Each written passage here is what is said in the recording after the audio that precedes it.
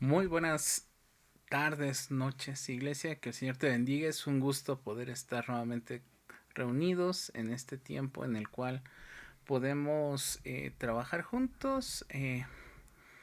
Pues estos jueves de discipulado en el cual, bueno, pues le damos gracias a Dios que Él está con nosotros, que su presencia nos ha acompañado y que podemos seguir ahondando en la palabra del Señor. Así que gracias a todos aquellos que se están conectando, aquellos que posteriormente toman un espacio para poder visualizar la clase y bueno, aquellos que van repasándola y que saben que están ahí en nuestro canal de YouTube. Así que bienvenidos todos a este tiempo. Estamos ya en nuestra octava sesión y bueno, pues seguimos trabajando acerca de entender cómo el mensaje del Evangelio, el mensaje de salvación, lo podemos sintetizar en algunos versos de la Biblia, específicamente en 16 versos, como es la historia completa de la Biblia en 16 versos.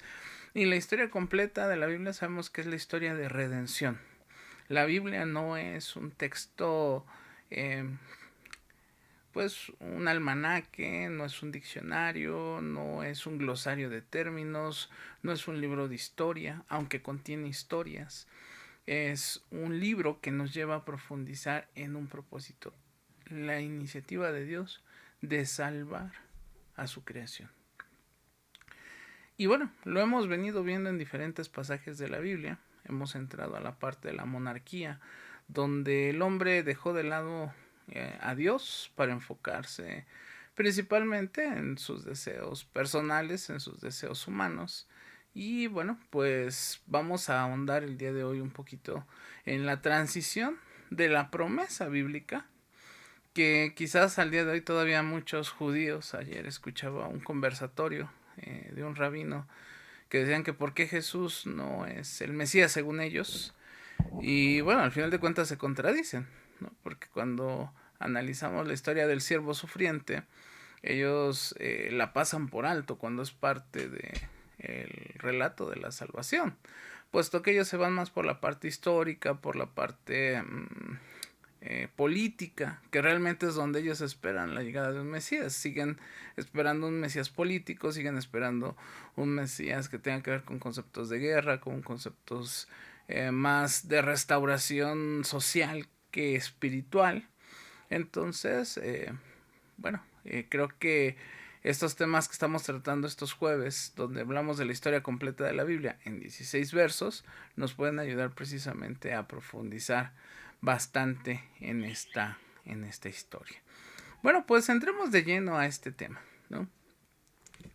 Vamos a dar un brinco bastante interesante. Recordemos algo que yo les comentaba, la Biblia no es cronológica como la tenemos de manera canónica. ¿Sí? Realmente nosotros tenemos la Biblia que nosotros usamos, la Reina Valera del 60 o cualquier otra versión que provienen de estos textos, pues tiene un orden canónico, no un orden cronológico. Entonces, si nosotros tratáramos de poner en orden, tendríamos algunos pasajes traslapados, específicamente cuando llegamos a los reyes, a las crónicas y a los profetas, tanto mayores como menores. ¿Por qué lo digo esto? Porque muchas veces creemos que así tal cual tenemos la Biblia de manera cronológica, así sucedió. No, es algunos le llaman que es una forma diacrónica en la cual pues se busca tener una lógica canónica, un orden de revelación en el texto bíblico, pero específicamente cuando hablamos de el camino de la salvación, pues tendríamos que sí verlo desde este punto de vista cronológico. Y bueno, hoy cuando hablamos un poco acerca de esta perspectiva de la idea del siervo sufriente, estamos que enfocarnos nuestra mente en el libro de Isaías. ¿Sí? La historia del pueblo de Dios está altamente ligada precisamente a esta historia que hemos venido hablando, donde la historia de Israel y la historia de Judá, hablábamos acerca de los sacrificios expiatorios, se le suma la ley de Moisés como una pauta de vida, ¿sí? Pero que al final de cuentas lo único que hacen son aspectos de sucesión, no, no hacen un orden total en el cual, a pesar de estos pactos, el mosaico y el abrámico, y después se suma el pacto davídico, que es el que vimos la semana pasada, eh, persisten algunas cosas dentro del pueblo de Dios. ¿Sí? Podríamos ponerlo así: por un lado están los pactos y las leyes, por el otro lado la idolatría y la desobediencia. Por eso es que el relato bíblico nos va a llevar precisamente a que nosotros podamos entender cómo es que la historia de una nación, en la cual tenemos, trae bendición a nosotros, trae bendición a la iglesia de Cristo, se vuelve trascendente. Si vemos esta situación, un ejemplo un poquito redundante de lo que hemos hablado y tenemos que tenerlo presente, cuando Dios establece su reino en Génesis capítulo 1, 2 y 3, porque es el reino de Dios, ¿sí? Lo establece en la tierra y da una encomienda al ser humano para poderlo representar, lo que hablamos del enseñorearnos. Después viene la caída, representada por la falla de Adán y Eva, lo que llamamos el pecado, el pecado de origen, ¿sí?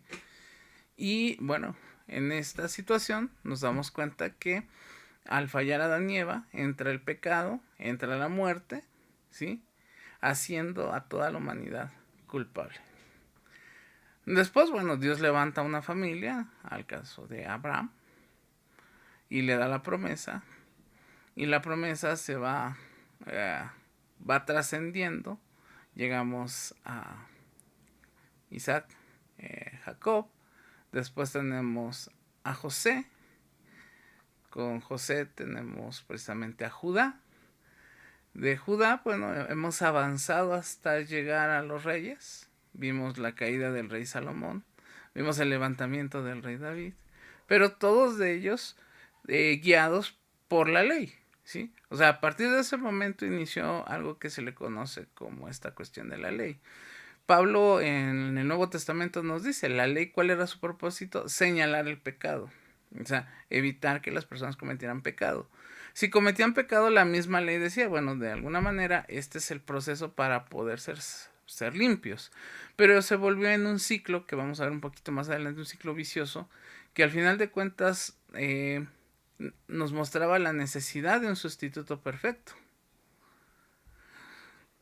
No solamente el hecho de tener un sacerdote perfecto. Por eso a veces hago mucho énfasis en la lectura de Hebreos, donde Hebreos nos dice que Jesús es el sacerdote perfecto, que representa el linaje de Aarón, pero también el Cordero Pascual. Hablábamos la semana pasada de qué representa el Cordero Pascual o el Cordero de la Pascua, que también era la ofrenda perfecta. Entonces, la ley lo único que apuntaba era la necesidad de necesitamos un sustituto perfecto. En este caso, por mucho tiempo, en la época de la ley, pues fueron los cabritos, los corderos, ¿sí? Pero la idea es que solamente fuera una vez. El pueblo lo hacía cada tiempo, al grado de que se volvió un ritual anual.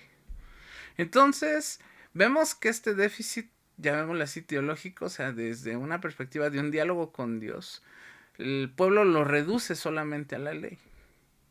Entonces, cuando llegamos al momento de la monarquía, cuando el hombre decidió dejar de lado la teocracia, o sea, el gobierno de Dios, nos vamos a dar cuenta que el reino se divide, o sea, los nietos de David, los hijos de Salomón, dividen el reino, y decíamos que Jeroboam construyó altares idólatras en ciudades como Dan y Betel para poder mantener un poder político, ¿sí? Y desviando la adoración del pueblo de Jerusalén. Mientras que del otro lado, en Judá, ¿sí? Aunque tenían el templo, pues tenemos registradas una constante de fallas, ¿sí? De ir dejando leyes que Dios estableció, al grado que acumularon 490 años. Aunado a esto, bueno, pues se pierde el pacto. Sí, o sea, Estamos hablando que al quebrantar el pacto de Dios, el juicio de Dios se manifiesta. Y cuando hablamos del juicio de Dios, también esto es bien importante, es cuando Dios abandona a su pueblo. A veces confundimos el juicio de Dios con situaciones catastróficas, con cuestiones que tienen que ver con desastres, que tienen que ver con castigos. No, el abandono de Dios, de hecho Jesús lo dice más adelante en el Evangelio de Mateo, Juan y Lucas: alejados de mí nada pueden hacer o nada pueden ser. O sea, ¿qué nos está diciendo? Que a la pérdida de la ley durante 7 siglos aproximadamente, ¿sí?, el pueblo de Dios cayó en divisiones internas, con reyes buenos y reyes malos. Después es llevado a Babilonia, después es llevado a Siria. El domingo pasado en el sermón, los 2 sermones pasados he estado hablando un poco acerca de eso, ¿sí? Mientras que uno va a Siria, el otro va a Babilonia, y se sufre un cautiverio bastante interesante. ¿Por qué? Porque al final de cuentas, durante siglos el pueblo de Dios ni siquiera, después de ese momento que se destruye el templo, pierden la ley. Y veíamos el domingo pasado lo que sucede cuando encuentran un pedacito de la ley. Por eso es que el rey Josías viene a ser, viene a ser un parteaguas en la historia bíblica. ¿Por qué? Porque estamos hablando que la ley es reencontrada en las ruinas del templo cuando el rey Josías, en tiempos de Nehemías, por eso que le decían, necesitamos ir hilando cronológicamente esto para poder tener un panorama. Sí, porque lo veíamos un poquito en Ezequiel. Ezequiel escribe para el reino del norte, mientras que Nehemías está enfocado en el reino del sur, donde estaba el templo, donde se encuentra la ley. Y entonces el pueblo no conocía, ¿sí? O sea, se dice que pasaron 250 años de silencio en el cual no se leyó la palabra de Dios. Después hay otro tiempo de silencio cuando Dios no habla después de los profetas. Pero específicamente este tiempo de silencio es que no solamente perdieron el templo, no solamente perdieron a las grandes personas, sino que se perdieron a sí mismos. Cuando el pacto se quebrantó, ¿sí?, en ambos reinos, o sea, no solamente decimos, no, es que uno se volvió más espiritual que el otro, no. Mientras los reyes del norte, que representan a Israel, y los reyes del sur, que representan a Judá, ¿sí?, hay precisamente esta línea, donde Jeroboam se dedica a la idolatría. O sea, el propósito de Jeroboam era demostrarle a su hermano Roboam, ¿sí?, que él había heredado toda esa parte política, toda esa parte bélica de parte de su padre. Mientras que Roboam, en el reino del sur, ¿sí?, pues perdió de vista el pacto. O sea, no hay cuál de los dos, dijéramos, se salva un poco o se vuelve un poco alentador el panorama. ¿Por qué sucede esto? Porque ambos terminan siendo llevados a un cautiverio, ¿sí? Se terminan perdiéndose al grado de que, un ejemplo, el pueblo que va a Siria, y aparece ahí un personaje bastante interesante, que es la reina Basti en el libro de Esther, no se menciona el nombre de Dios. De hecho es algo clave, ¿no?, en esa pregunta típica. ¿Cuál es el único libro que no menciona a Dios en su contenido? Bueno, vean por qué. ¿Por qué no se menciona el nombre de Dios? Mientras que los reyes del sur se van a Babilonia con Nabucodonosor, y ahí vemos la historia de Daniel, un pueblo que sabía cuidarse, pero que no sabía obedecer a Dios. Entonces, este fracaso, esta autonomía, es cuando precisamente el hombre sigue insistiendo en querer estar a la par de Dios. Y técnicamente es imposible porque somos seres creados. Dios es un ser totalmente increado, infinito, soberano. Nosotros sí tenemos principio y fin. Los ángeles también tienen principio y fin. Entonces, cuando visualizamos precisamente la ineficacia del sistema de los sacrificios, es el pueblo peca, se realiza el sacrificio de animales según la ley, se otorga un perdón, pero se vuelve temporal. Y se vuelve prefigurativo. ¿Por qué? Porque el pueblo, en lugar de decir, bueno, ya no necesitamos seguir sacrificando, decían, bueno, peco y me arrepiento y presento mi ofrenda. Y así lo llevaban. ¿Por qué? Porque al final de cuentas, el pecado tendía a extraviar a las personas y se usa esta expresión. Fuimos extraviados como ovejas sin pastor. O sea, aún después del exilio, ¿sí? El pueblo de Dios seguía sacrificando sus altares. Seguían guardando. El día de hoy lo podemos ver aún en la ortodoxia moderna judaica. O sea, no hacen un sacrificio tal cual como en los tiempos bíblicos, pero, o sea, no tienen una solución que sea suficiente como lo es Cristo. ¿Por qué? Porque ellos no lo reconocen. Porque para ellos la sangre de Cristo no tiene poder como sí lo tiene para nosotros. Por eso dice Pablo, por eso el mensaje de Cristo para unos es locura. Para nosotros es poder de Dios. ¿Por qué? Porque entonces su solución a largo plazo de ellos es, vamos a seguir esperando al Mesías. Pero no lo estamos haciendo de la manera en la cual la palabra de Dios lo determina.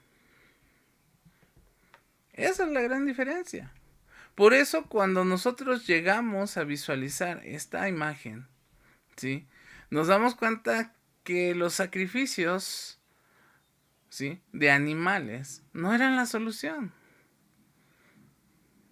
¿Por qué? Porque el extravío seguía.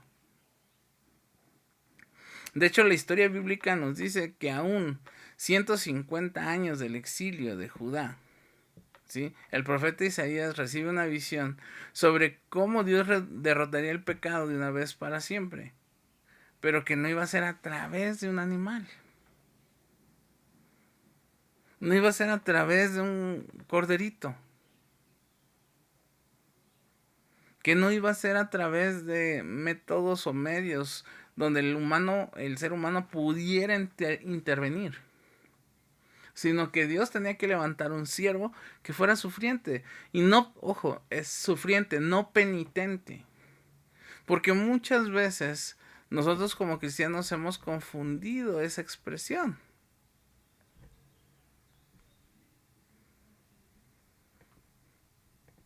Y entonces tendríamos nosotros que ver la intervención de Dios.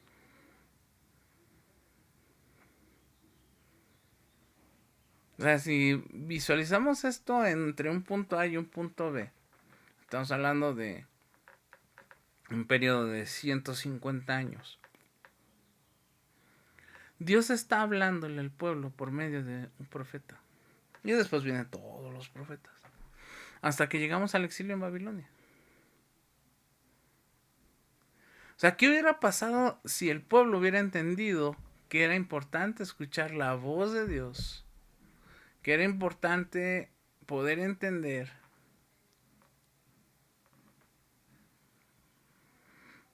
que muchas veces se espera el pragmatismo de la ley. Lo voy a poner en términos llanos. O sea, muchos de nosotros decimos, vamos a ver qué dice la Biblia sobre ese tema. Pero no lo hacemos con el afán de cumplir lo que nos dice la Biblia sobre ese tema. Lo hacemos con el afán de poder justificar si está bien o está mal lo que estoy haciendo. Cuando Dios dice es necesario que mi siervo sufra, no es que un siervo que esté padeciendo, no es un siervo que esté siendo víctima, sino que Dios nos está llevando precisamente a entender que ese siervo tenía una misión específica, ¿sí? Que no era una expresión meramente monárquica, no era una cuestión meramente nobiliar, sino que el pueblo se estaba enfrentando a una situación que va más allá precisamente de lo que Dios está pidiéndole a su pueblo que experimente. Y en ocasiones nos seguimos preguntando, ¿y quién es el siervo sufriente? ¿Quién es ese? ¿Por qué? Porque parecía ser que nos lo bajan de categoría. Dios lo pone en un punto bastante interesante, donde podríamos pensar, no sé, en los dos reyes más famosos de Europa, Jorge III y en Inglaterra y Luis XIV en Francia, que eran hombres que se caracterizaban porque las acciones que ellos hacían representaban su voluntad, pero también determinaban el destino de todo un imperio. Entonces, eso era lo que buscaba o ha buscado el pueblo de Israel. No está buscando específicamente un siervo que actúe como el único representante válido para la nación. ¿Por qué? Porque los siervos son para servir, no para mostrar señorío.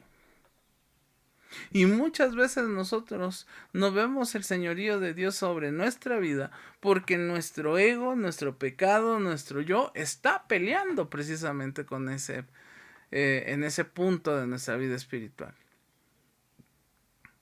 Si nosotros nos hubieran dicho nuestra vida tiene que ser como la del siervo sufriente, y vamos a Isaías 53, 3 al 4, donde nos dice que el siervo debería ser despreciado, rechazado, herido, y además de todo eso tendría que asumir el castigo para que sobre su vida fuese la paz y pues pudiera traer esa sanidad al pueblo. Entonces, estos elementos dentro de la historia del siervo sufriente nos llevan a tener que conectar entonces la figura de Jesús más allá. ¿De dónde? De donde el Señor dice, todos andábamos perdidos como ovejas, cada uno seguía su propio camino, pero el Señor hizo recaer al hombre, ¿sí? Sobre él la iniquidad de todos nosotros. O sea, Dios ya no está molestando, ya no está interrumpiendo al hombre como para decirle, oye, acuérdate que viene la fiesta tal y hay que hacer este sacrificio. Recuerda que viene la Pascua y hay que hacer esta otra. No. O sea, Cristo lo que viene a hacer es una transferencia para recibir nuestra culpabilidad. Porque dice, todos estábamos perdidos, todos andábamos como ovejas. Cada uno no seguía su propio camino. ¿Qué es lo que hace Dios? Nos junta a todos en la persona de su Hijo Jesucristo para que sobre Él recaiga la iniquidad mía, tuya y de todos nosotros. Pero si regresamos un momento antes, ¿sí? ¿Cómo entonces la palabra de Dios sería profética para poder revelar cómo es que esta figura no era solamente un desvelo o un flashazo de la presencia de Dios, sino que más bien sería el esplendor de un siervo que iba a sufrir? ¿Por qué? Porque entonces el pueblo tenía una identidad, pero la identidad estaba destruida. ¿Por qué? Porque el pueblo era la nación.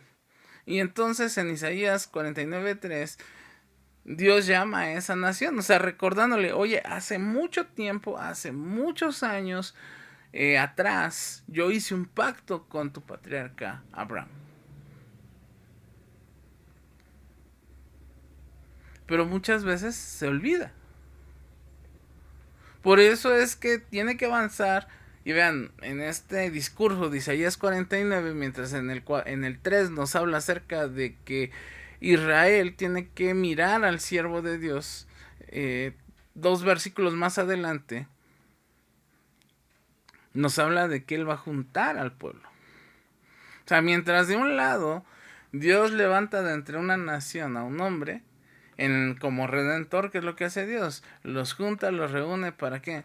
Para que pueda mostrar su salvación. Entonces, ¿cómo es que el siervo de Israel pueda ser el que salva a Israel? Es una paradoja interesante, por eso yo les decía, el libro de Hebreos nos va a ayudar muchísimo y creo que sería bueno que más adelante hagamos un estudio sobre Hebreos para poder entender esta parte, ¿sí? O sea, quizás el pueblo de Israel decía, pero si ya tenemos a los corderos, ¿para qué un humano? Como en el caso del patriarca Abraham. Si ya no me va a ser contado por justicia, si ya no me va a ser contado por obras. Bueno, entonces aquí es donde viene esa paradoja. ¿Cómo puede ser Israel el siervo que sea el mismo, que al mismo tiempo sea quien sirva al rey de Israel? Entonces, quizás hay algo interesante.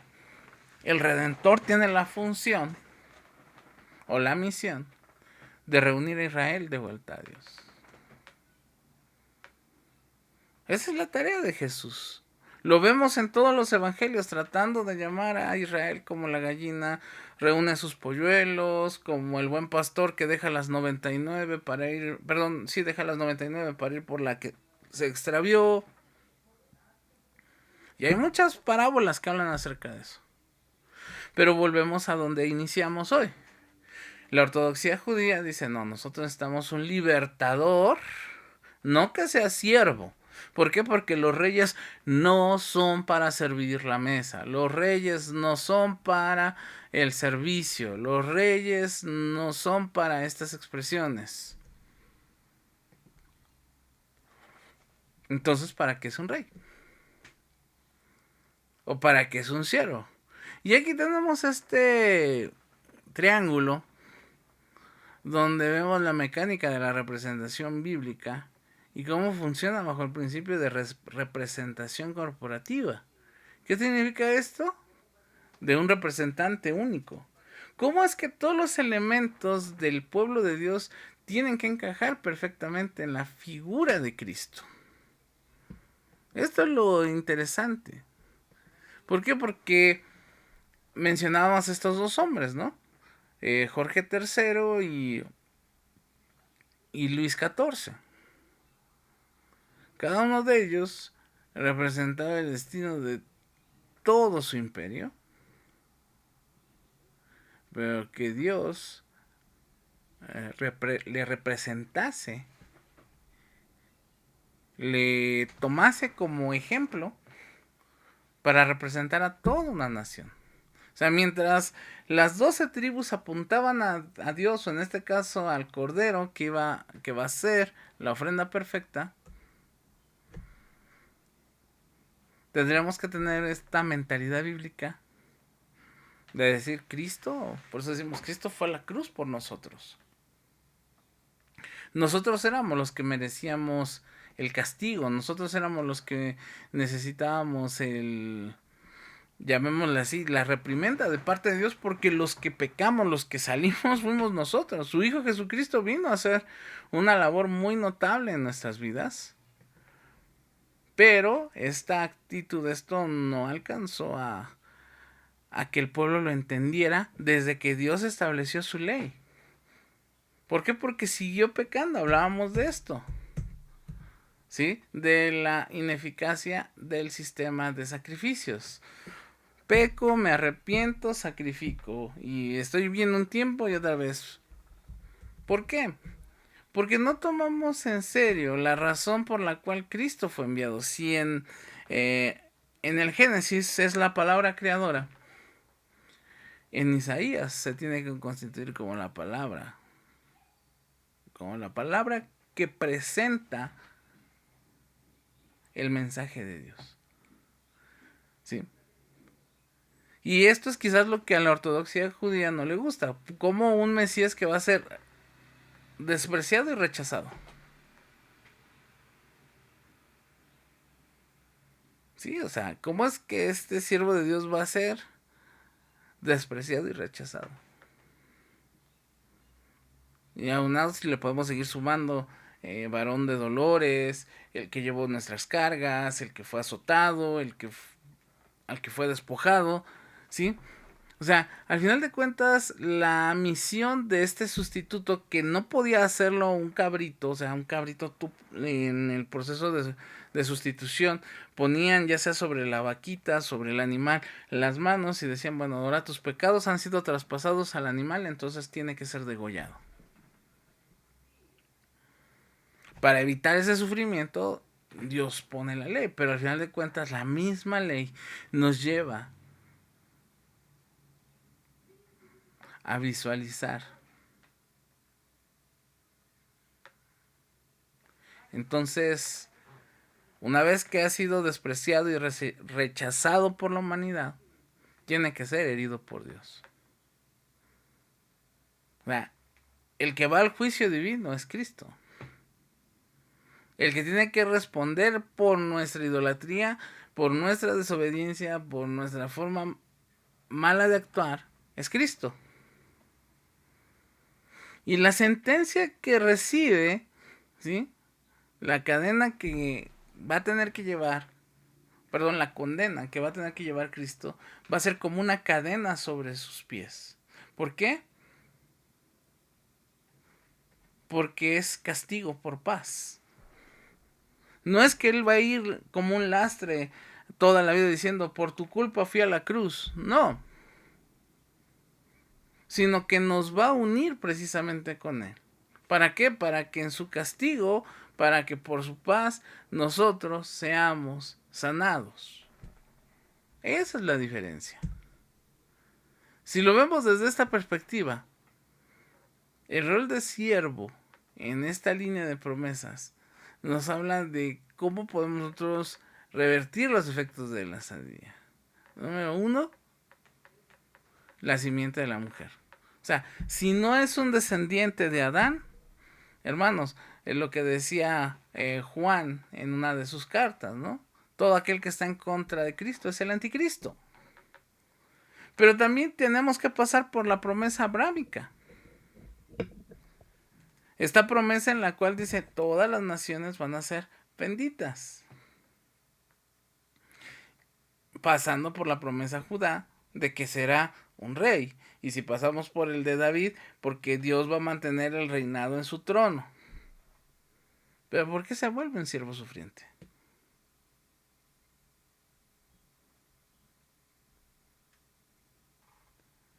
Entonces es ahí donde este dicho que dice que es Dios quien cumple las condiciones de los humanos que no pudieron hacer nada, aun si ellos recibían el castigo. La ofrenda perfecta era lo que Dios había puesto en su pueblo para poder establecer esta línea de la simiente.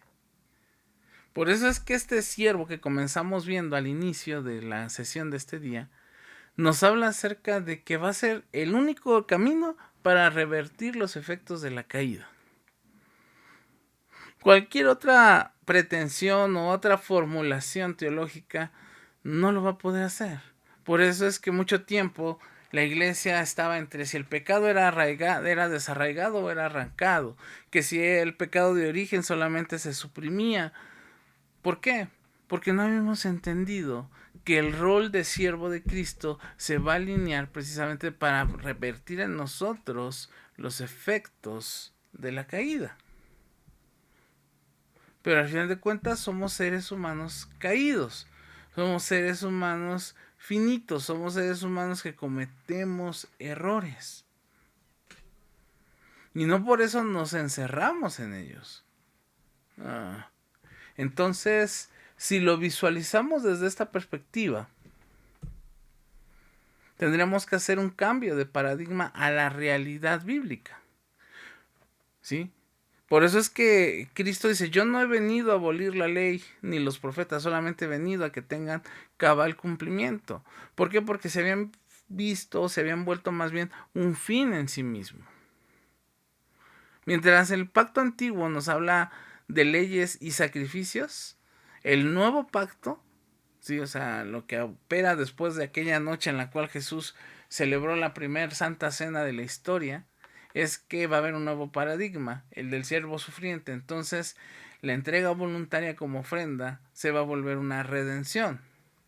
Pero si bien nosotros hablamos de mecanismos de sacrificio en animales, entonces el pueblo redujo algo tan grande, algo tan hermoso, algo tan bello, simplemente a algo tan mecánico.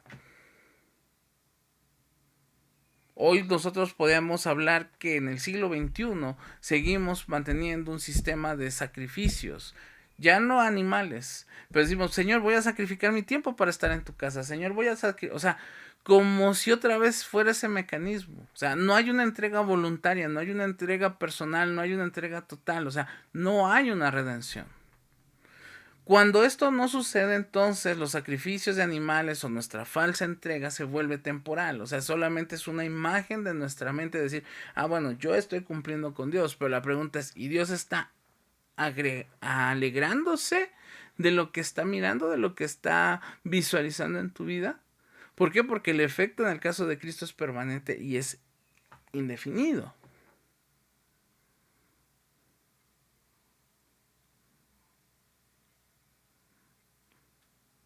Entonces, de esta forma, para que la obra de Cristo tenga un efecto permanente y definitivo, nosotros tenemos que entender que el alcance de la obra de Cristo, que todo este devenir que ha establecido Dios desde la caída y pasando por los patriarcas y llegando hasta este momento histórico, es que Dios está hablando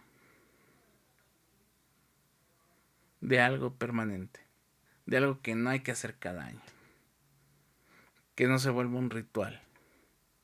¿Por qué? Porque su alcance, mientras el de la ley es solamente señalativo, es indicativo, perdón. ¿Por qué? Porque cubre el pecado momentáneamente, pero no hay literalmente una evidencia como sí lo hay en lo que nos marca como la sustitución.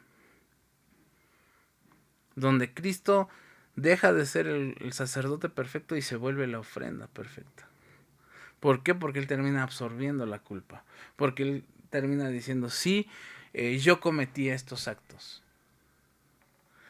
Pero el problema es que si el pueblo de Dios no lo entiende bien, entonces el pueblo va a seguir extraviado.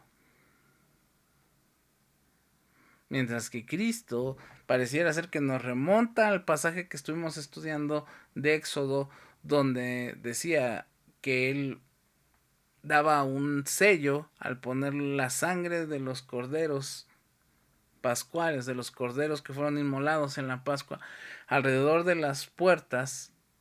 Ellos podían ir a dormir esa noche en paz sabiendo que al día siguiente iban a ser liberados. El problema de esta paradoja, el problema de esta situación versus la realidad, es que muchos de nosotros, hermanos, todavía no entendemos la idea de un Cristo que es sufriente, pero no para hacer méritos, no para alcanzar conceptos terrenales, sino precisamente para volvernos a poner en el lugar donde Dios nos puso. Que va a ser difícil porque tenemos los efectos de la caída en nuestra vida, nos enfermamos y otros elementos más, envejecemos y morimos. Pero específicamente, cuando nosotros entendemos esto, vamos a ver que el siervo sufriente va a resolver el problema en una manera muy sencilla. Esa es la diferencia. No, por eso es que con el pecado derrotado,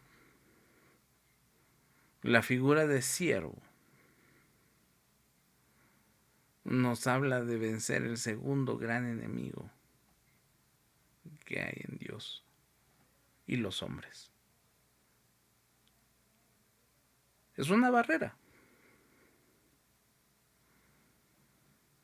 llamada pecado.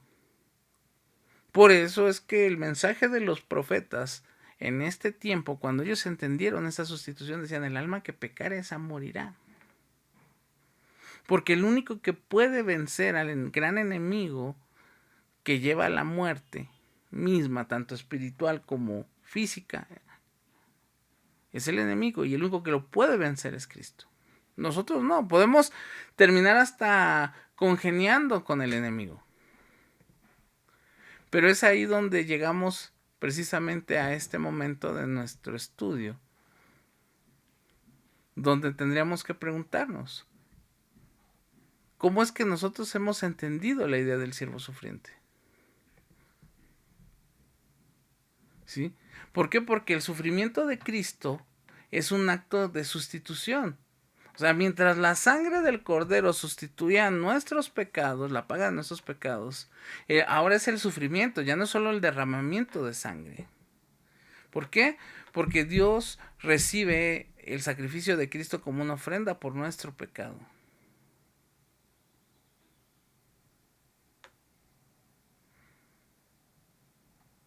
Entonces, si vemos la historia hasta este momento, volvemos a decir, Dios creó un reino, Dios lo encomienda a los humanos para que lo representemos. Cuando falla Adán y Eva, entra el pecado y la muerte, pero Dios promete restaurar todo a través de la simiente de la mujer, o sea, Abraham, Judá, David. Por eso es que, dado todo esto, la humanidad pues tiene que entender este acto sucesorio para no parecer culpable el resto de su vida y entender que merecíamos la muerte y que la ley de Moisés pues nos identificaba claramente el pecado, pero no nos daba las pautas para poder salir adelante. Entonces, ahora va a ser como mencionaba en la última lámina, el gran enemigo a vencer entonces es la muerte. Pero no solamente hablamos de la muerte física, sino de la muerte espiritual, del reclamo de muchos de los profetas que decían, el alma que pecare, esa morirá. Pero en la historia de la salvación, la redención y la sustitución son dos elementos bien importantes. ¿Por qué? Porque son elementos que operan fuera de nosotros. O sea, no es algo que nosotros tengamos que propiciar. No es algo que nosotros tengamos que establecer. No es algo que nosotros tengamos que buscar. Porque ese es a veces el gran problema de nosotros. ¿Sí? La intervención nuestra.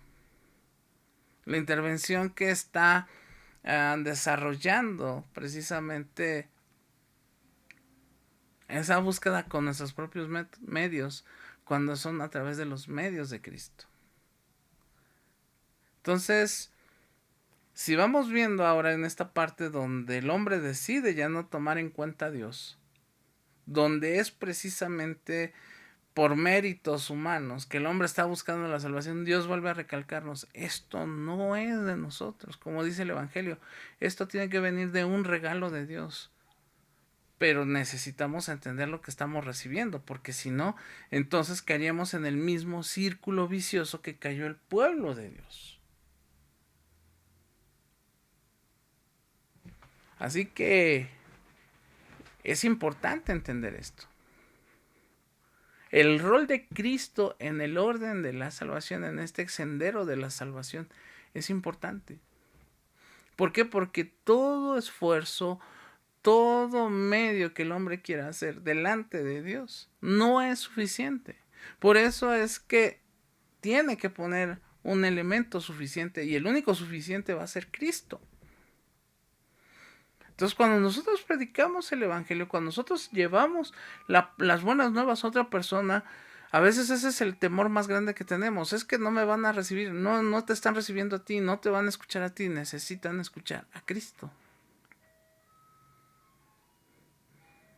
Por eso también el cristiano que hoy está todavía luchando es porque esas luchas las seguimos haciendo porque no hemos entendido cómo hemos sido redimidos por Cristo y la obra que Él ha hecho. Por eso vemos todavía cristianos que parecen cristianos que están viviendo una penitencia.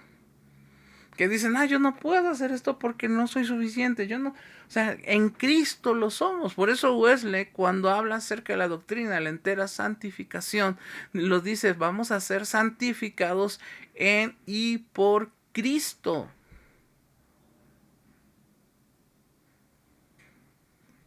¿Por qué? Porque Él viene a sustituirnos de una manera perfecta.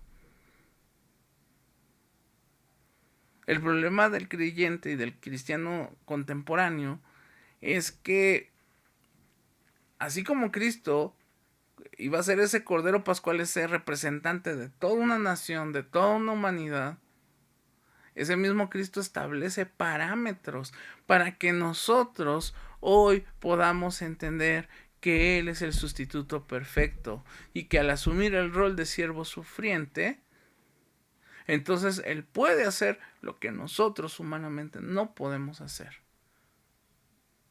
Pero no por eso dejamos de lado la santidad. Porque la Biblia es clara, sin santidad nadie verá a Dios. Entonces, Él es el que ha sido despreciado. Él es el que ha sido rechazado. Es más, Él mismo fue herido por su Padre. Isaías 53, 3 y 4.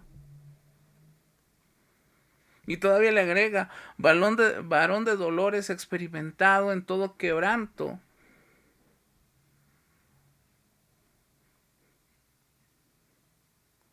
Entonces, como hijos de Dios, nosotros no es que queramos encarnar la idea del siervo sufriente en nuestra vida, sino es que ese siervo sufriente sea exaltado, sea glorificado con mi actuar, con mi conducir y con mi vida, puesto que nosotros somos resultado de esa llaga, de esa herida. Por eso dice la Biblia, por su llaga hemos sido salvos.